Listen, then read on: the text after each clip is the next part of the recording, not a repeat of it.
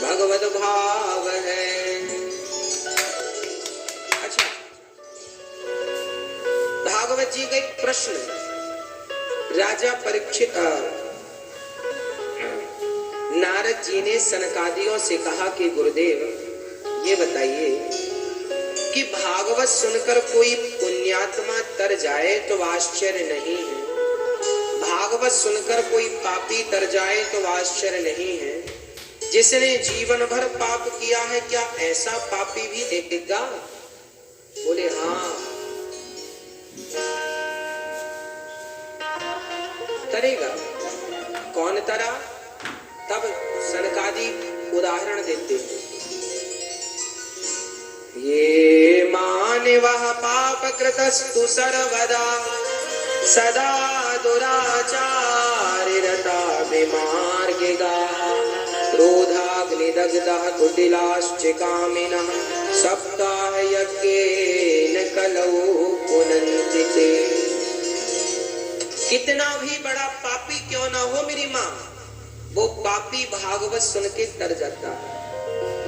कोई तरह? हाँ, भागवत जी सबका कल्याण करती है। तो भागवत जी ने कल्याण किया किसका? कौन तरह? एक तुंगभद्रा नदी के किनारे एक गांव था। उस गांव में एक पंडित जी रहते थे। आत्मदेवः पुरे तस्मिन् सर्ववेद विशारदा, सारे वेदों में विशारद हासिल कर रखी थी, ज्ञानी थे, प्रकांड विद्वान थे। आत्मदेव उनका नाम था।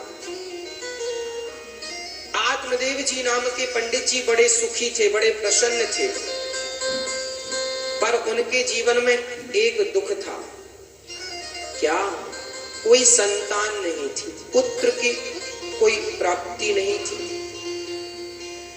और आज संसार के व्यवहार जगत में देखने को ये मिलता है कि जिनके बच्चे नहीं होते वो लोग रोते हैं। इसलिए रोते हैं कि भाई सबके बेटा है, हमारे क्यों नहीं? अच्छा, ये मन जो है ना, ये मानता नहीं।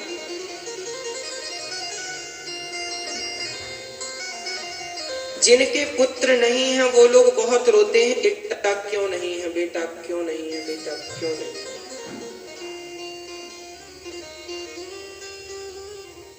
अरे भाई ये तो बताओ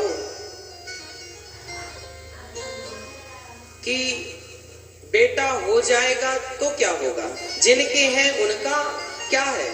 वो सोने की रोटियां खा रहे हैं क्या? जिनके बेटे हैं वो आकाश में उड़ने लगे हैं क्या? कि वो उनके पंख जमाते हैं बच्चों के बाद उड़ने लगते हैं। पता नहीं लोग पुत्रों के लिए क्यों मरते हैं। बेटा बेटा बेटा, आप लोग समझते नहीं हैं। राम जी के गुरु कौन थे? वशिष्ठ जी, विश्वामित्र जी नहीं। विश्वामित्र जी तो वशिष्ठ जी के पुत्र के हत्यारे थे। आपको पता है वशिष्ठ जी के पुत्रों को विश्वामित्र जी ने मार दिया। वशिष्ठ जी के बेटा शक्ति, सोचो वशिष्ठ जी के बेटा मर गए, जितने बेटे थे सब चले गए। फिर भी वशिष्ठ जी रोए नहीं, शिकायत नहीं करी कि लो बेटे मर गए। और वो राम के गुरु हैं, वो चाहते तो यमराज से भी वापस लेते हैं, भाई मैं राम का गुरु हूं, चलो वापस करो मेरे बच्चे। इतनी ताकत थी। वशिष्ठ जी भी शक्तिवान थे, यमराज को भी हिलाने की ताकत उनके अंदर है, वशिष्ठ जी के अंदर। ब्रह्मर्षि है वो, एक पूरी दुनिया बनाने की ताकत रखते हैं वो। जितना पावर भगवान के पास है, भगवान के पास 100% पावर है, तो वशिष्ठ जी के पास भी 20% पावर है। सब कुछ कर सकते थे, पर उनके बेटे मर गए वशिष्ठ जी के। रोए नहीं वो, क्योंकि वो इस सत्य को जानते थे। अच्छा, सत्य तो आप भी जानते हैं पर आप एक्सेप्ट नहीं कर पाते, स्वीकार नहीं कर पाते। सत्य यह है कि हमारा जन्म बेटा और बेटी पाने के लिए नहीं, भगवान को पाने के लिए हुआ है।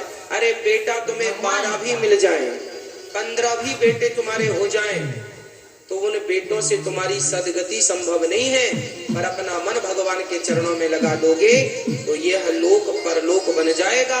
20 बेटा भी तुम्हारे हो जाएं तो लोग तुम्हारी जय जयकार करेगी, इसकी गारंटी नहीं। पर भगवान के चरणों से प्रीति हो गई तो तुम्हारे मरने के सालों साल सदियों तक तुम्हारी जय जयकार होती रहेगी। जैसे मीरा के कोई बेटा नहीं था, मीराबाई के कोई पुत्र नहीं था, पर आज तक उसकी जय जयकार होती है कि नहीं? क्यों? क्योंकि उसने बेटे को नहीं पाया, उसने भगवान को पा लिया।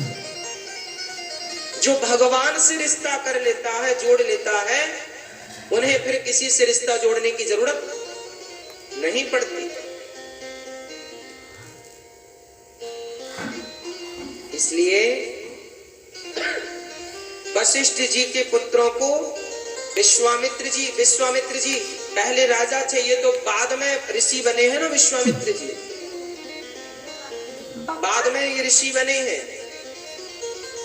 विश्वामित्र जी एक बार इनके बच्चों को मारे,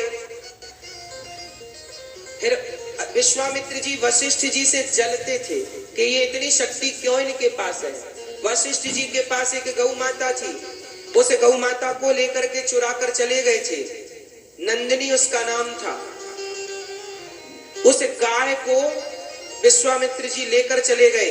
विश्वामित्र जी से कहते हैं, विश्वामित्र जी ने वशिष्ठ जी से कहा ये गाय हमें दे दो। वशिष्ठ जी ने कहा ना, वो गाय तुम्हें नहीं मिलेगी। तो विश्वामित्र जी राजा थे, सेना बहुत थी, तो वो बढ़े चलो गाय को बंदी बनाते हैं। तो वशिष्ठ जी ने गाय से कहा दिखाओ चमत्कार। तो गाय के भीतर से हजारों सैनिक निकले और विश्वामित्र जी के सैनिकों को मार दिया और विश्वामित्र जी चरणों में गिर पड़े, सैनिकों ने मार दिया। अब विश्वामित्र जी समझ गए कि देखो हम राजा हैं और ये तपस्वी साधु है, इसकी तपस्या के सामने हमारी राज सत्ता का कोई प्रभाव नहीं है, हमारा बल कोई बल काम नहीं करने वाला। धन्य है इनका बल, इनका ब्रह्म बल, ब्राह्मण बल, इनका भक्ति बल हमसे ज्यादा अच्छा है।